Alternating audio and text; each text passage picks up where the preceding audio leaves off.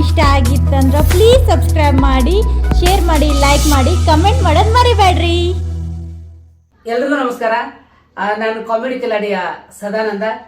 ಇವಳು ನನ್ನ ಹೆಂಡತಿ ನೇತ್ರಾವತಿ ಸದಾನಂದ. ಗೆಳೆಯರೆ, ಇವತ್ತು ಒಂದು ಜನಪದ ಗೀತೆಯನ್ನ ನಿಮ್ಮ ಎದುರುಗಡೆಗೆ ಹಾಡಬೇಕು ಅಂತ ಬಂದಿದ್ದೀವಿ. ಈ ಜನಪದ ಗೀತೆ ಏನಪ್ಪಾ ಅಂದ್ರೆ, ಒಬ್ಬ ಬಸರಿ ಹೆಣ್ಮಗಳ ಬಯಕೆ ಹೇಗಿರ್ತವೆ ಅನ್ನೋದನ್ನ ಒಂದು ಹಾಡಿನ ಮುಖಾಂತರವಾಗಿ ನಿಮ್ಗೆ ಹೇಳ್ತೀವಿ. ದಯವಿಟ್ಟು ಕೇಳಿ.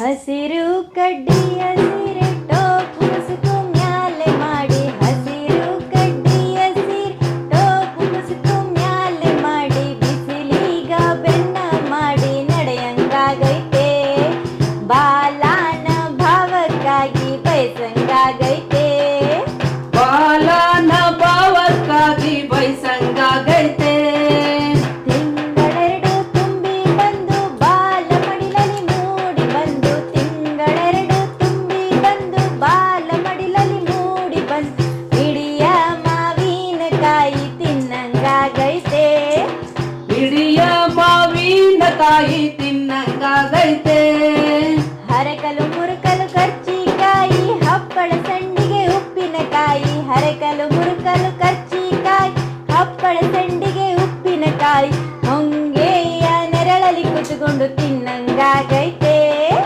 ಹೊಂಗೆಯ ನೆರಳಲ್ಲಿ ಕುತ್ಕೊಂಡು ತಿನ್ನಂಗಾಗೈತೆ, ಬಿಳಿಯ ಜೋಳದ ರೊಟ್ಟಿ ಎಣ್ಣಿ ಬದನಿಕಾಯಿ ಪಲ್ಯ, ಬಿಳಿಯ ಜೋಳದ ರೊಟ್ಟಿ ಎಣ್ಣಿ ಬದನಿಕಾಯಿ ಪಲ್ಯ, ಮಾಳಿಗೆ ಮ್ಯಾಲ ಕುತ್ಕೊಂಡು ತಿನ್ನಂಗಾಗೈತೆ, ಮಾಳಿಗೆ ಮ್ಯಾಲ ಕುತ್ಕೊಂಡು ತಿನ್ನಂಗಾಗೈತೆ, ಹೂಗಾರ ಮನೆಗೆ ಹೋಗಿ ಹೂವಿನ ದಂಡಿ ಹೆಣಿಸಿಕೊಂಡು, ಹೂಗಾರ ಮನೆಗೆ ಹೋಗಿ ಹೂವಿನ ದಂಡಿ ಹೆಣಿಸಿಕೊಂಡು, ಗಂಡನ ಪಕ್ಕದಲ್ಲಿ ಕುತ್ಕೊಂಡು ಮುಡಿಯಂಗಾಗೈತೆ, ಗಂಡನ ಪಕ್ಕದಲ್ಲಿ ಕುತ್ಕೊಂಡು ಮುಡಿಯಂಗಾಗೈತೆ, ನಿಂತರೆ ಸೊಂಟ ನೋಯುತ್ತೈತೆ, ಕುಂತರೆ ಬೆನ್ನ ಮಲಗುತ್ತೈತೆ, ನಿಂತರೆ ಸೊಂಟ ನೋಯುತ್ತೈತೆ, ಕುಂತರೆ ಬೆನ್ನ ಮಲಗುತ್ತೈತೆ, ತವರಿಗೆ ಹೋಗಿ ನನಗ ಕುಂದ್ರಂಗಾಗೈತೆ,